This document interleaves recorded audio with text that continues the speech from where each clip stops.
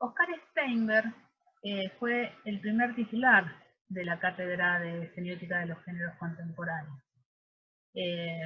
Todos los que trabajamos en la cátedra nos formamos con Oscar Steinberg.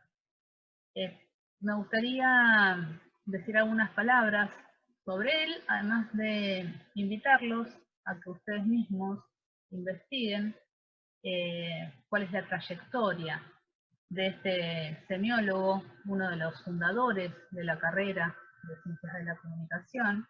Steinberg, además de ser un teórico sobre la semiótica, también es un escritor, ¿sí?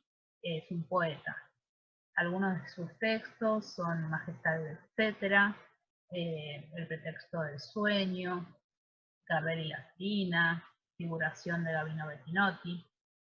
Y en este caso, a nivel teórico, nosotros nos vamos a abocar entre sus textos al de semiótica, las semióticas, semiótica de los géneros, de los estilos, de la transposición.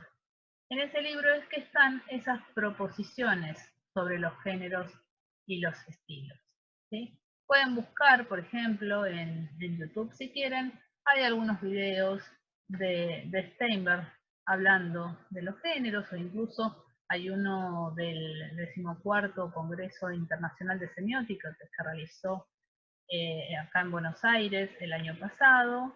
Si lo buscan en YouTube van a encontrar que Oscar Steinberg comenta cuáles son sus actividades actuales en el terreno de la semiótica y sus pensamientos sobre hacia dónde va la disciplina. Creo que les puede resultar de interés. Bien, estuvimos viendo un poco esta cuestión de los géneros, ¿sí? de esa clasificación que la sociedad hace, de los textos que circulan en ella, ¿no? Esta cosa de pensar a los géneros como moldes. Y los géneros, acá Steinberg sigue a Bakhtin, establecen lo que se dice un elevado horizonte de expectativas, ¿sí?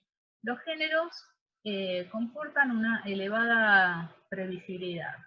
Son esas clasificaciones que la sociedad realiza de los textos u objetos culturales que por ella circulan, y lo que tienen es que cuando uno se enfrenta, por ejemplo, dentro de lo que es el sistema cinematográfico, a un género, no duda si es un policial o es una comedia o es un film de terror. Enseguida, en las primeras imágenes, uno entra en ese contrato de lectura que el género establece. Ese collage que se ve en la imagen son, digamos, me inspiré una onda retro, entonces justo tenía un montón de vinilos y armé un collage con distintos géneros musicales, ¿sí? Podemos ver, por ejemplo, tango, jazz, folclore, blues, country, rock, pop. Bueno, son distintos géneros, ¿sí? Son esas etiquetas, esos moldes que la sociedad ha establecido, y esos géneros, por un lado, restringen la comunicación porque tienen unas normas, habitualmente son normas muy establecidas, pero a la vez posibilitan esa comunicación de una manera más rápida. Si pensamos en los estilos Steinberg los va a definir, como se dijo también en el teórico, como modos de hacer. Esto lo tienen en la bibliografía. Esto quiere decir que podemos estar al interior de un género, en la parte de abajo de la imagen, vemos por ejemplo 3 discos, estamos dentro del género tango, pero tenemos 3 estilos distintos. En este caso son 3 estilos de autor. Uno es el de Rivero, otro es el de Julio Sosa, otro es el de Troilo. No soy afecta especialmente al tango y no me parece a lo mejor que ustedes estén muy ligados a él, Ustedes pueden cambiar esto y pensar en el género o los géneros musicales que más les gustan, hacerse un sistema de géneros y buscar también los distintos estilos, ¿sí? No sé, ¿les gusta el rock? Bueno, al interior del rock, ¿qué estilos se encuentran? ¿No? ¿Les gusta el punk? Bueno, dentro del punk, ¿qué estilos se encuentran? El heavy metal, lo que les guste. Esto yo lo estoy poniendo porque pongo el ejemplo del tango. Porque no es, por ejemplo, un género musical que yo suele escuchar, pero me parece que es importante que nosotros pensemos en que cuando abordamos ciertos corpus para analizar, es interesante también abordar ciertos textos con los que podamos mantener una distancia.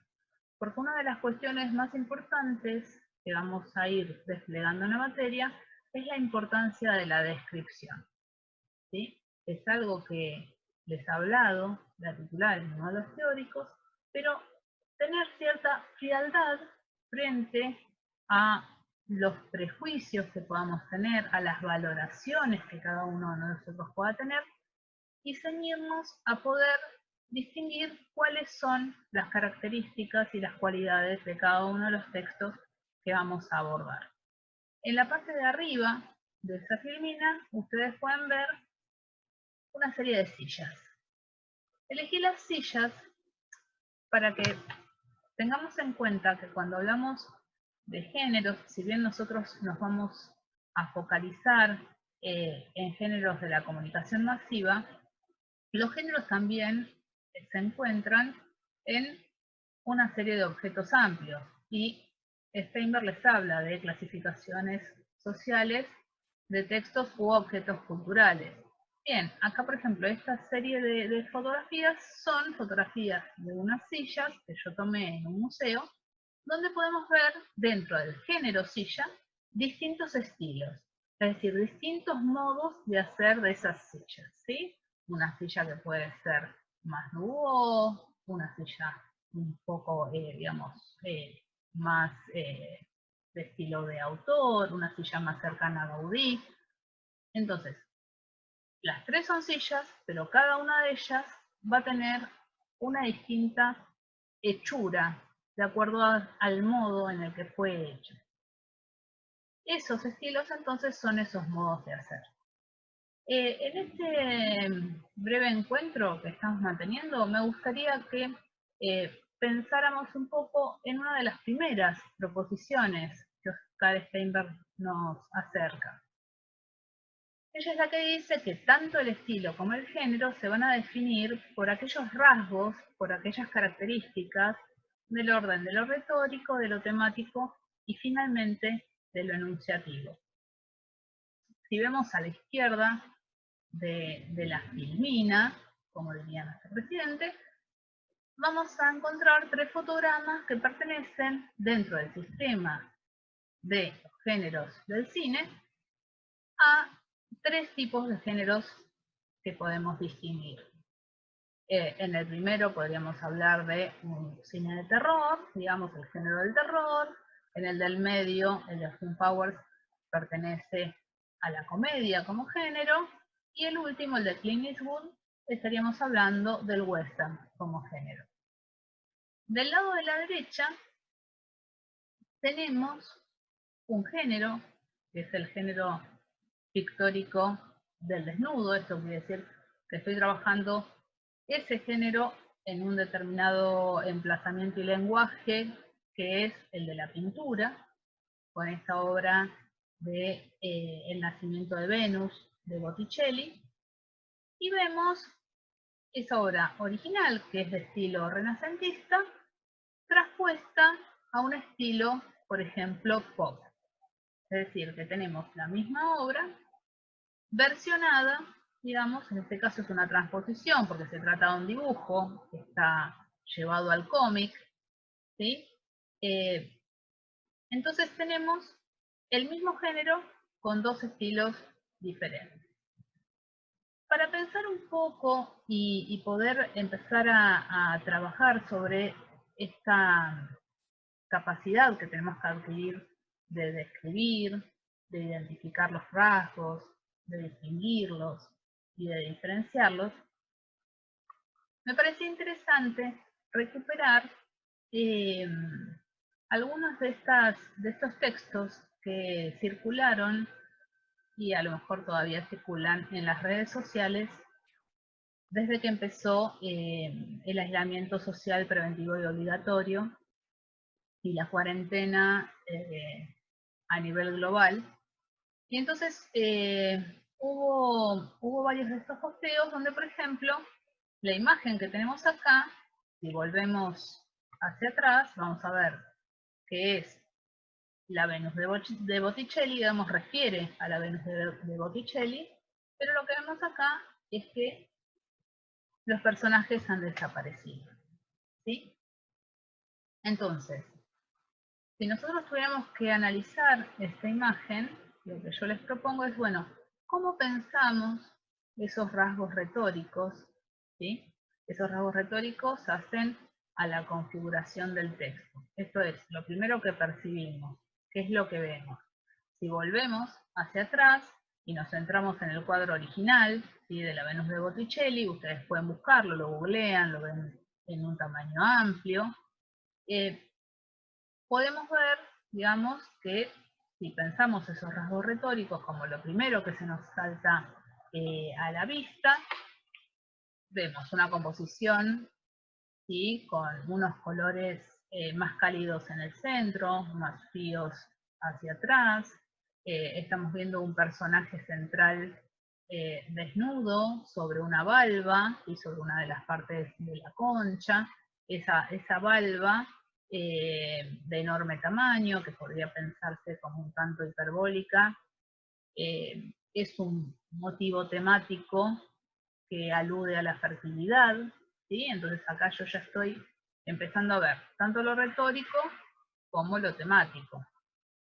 Siempre los rasgos van a depender de las preguntas que uno como analista le vaya haciendo.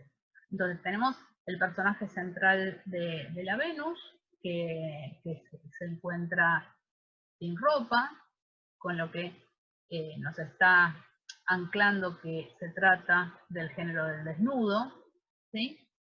Y tenemos además, aparte de ella, que es un personaje mitológico, otros personajes mitológicos que la rodean. En el caso de la izquierda, por ejemplo, está Céfiro, que es el dios del viento, junto a su esposa Cloris, y Céfiro está soplando, digamos, para que Venus llegue hacia tierra firme. Con lo que, si pensamos esta cuestión de los rasgos retóricos y esas macroconfiguraciones, podríamos postular que este cuadro de Botticelli convoca a un relato, ¿sí? Una serie de acciones que están sucediendo. A nivel de las microconfiguraciones, tendríamos que revisar cuáles son, por ejemplo, las figuras retóricas que están siendo puestas en juego. Y estas son cosas que los invito a que las piensen. Pero me interesa particularmente que reflexionemos sobre qué ocurre cuando se hace esta intervención sobre el texto, que lo que se ha hecho es quitar a los personajes de esos cuadros. Hubo otros también, como que las meninas, digamos, estuvieron intervenidas y no hay ninguno de los personajes, no está Velázquez, no están las meninas, no está Infanta Margarita. También aparece el cuadro de la Mona Lisa, de la Mona Lisa. Bien, ¿qué pasa acá? Acá una de las cuestiones que me parece muy interesante es que piensen qué ocurre con el género, ¿sí? Con esta cuestión de esos elementos que se han ido, que no están, ¿no? A nivel de efecto de sentido, evidentemente están aludiendo al tema de él, quédate en casa, no están, digamos, no están en lo que sería su trabajo, no están allí en el cuadro, sino que, bueno, ¿qué pasa con esto de que antes era un desnudo? ¿Qué pasa cuando esos personajes no están y sobre todo su personaje central? ¿Qué pasa cuando esa Venus ya no está allí? Bien, esto me gustaría que lo pensaran tanto para el nivel de los rasgos retóricos como el nivel de los rasgos temáticos, que es bueno, de qué está hablando el tema. Si cuando estaba la Venus, por ejemplo, una de las cuestiones que podemos encontrar en ese análisis es, bueno, la posición de ella tapándose uno de los pechos, el pelo excesivamente largo que tapa su pubis. Hay una cita a otras Venus anteriores y hay ahí un motivo del pudor que está expuesto. Bueno, esto cuando pasamos a esa valva sola dentro de este mar, cambia porque hemos cambiado el género, ¿sí? Podríamos pensar que estamos en un paisaje, ya no es un desnudo, entonces también afecta a la cuestión de, bueno, ¿cuál es el tema acá que se está tratando? ¿Qué motivos temáticos podríamos pensar? Y finalmente, ¿cuál es la escena enunciativa que se construye? Esto quiere decir que, como les marcaron en el teórico, nosotros vamos a poder llegar a pensar en esa escena comunicacional planteada por el texto solo una vez que hayamos primero discriminado, distinguido, señalado cuáles son los rasgos retóricos, es decir, de qué manera se nos da a ver ese texto y a qué tema está aludiendo, ¿no? En este caso, si bien ustedes tienen escrita en la filmina parte de la definición que nos proporciona Oscar Steinberg, me gustaría que comenzaran a pensar, bueno, en términos de relaciones, ¿sí? Sabemos que el enunciador nunca es el emisor real y el enunciatario nunca es el receptor real, sino pensar, bueno, esta escena que me están proponiendo, ¿sí? Dentro de lo que además podríamos pensar que este paisaje como género está enmarcado en otro género que lo contiene, que es el del meme, que tiene un efecto lúdico y humorístico. Bueno, esta escena que se nos plantea, ¿qué tipo de relación, de vínculo está estableciendo? ¿Es una escena entre enunciador y enunciatario del orden de la asimetría, de la complementariedad? ¿Es una escena que tiene que ver más con un guiño cómplice? Bueno, por ahora estas reflexiones me gustaría mucho que comiencen a participar del foro, de la actividad que les posteé y que ustedes propongan otros ejemplos que sean de su interés para que podamos seguir aplicando estas categorías de los rasgos retóricos, temáticos y enunciativos que nos van a permitir distinguir a un género de otro género y a un estilo de otro estilo. Bueno, muchas gracias, espero que estén muy bien. Les mando un gran cariño.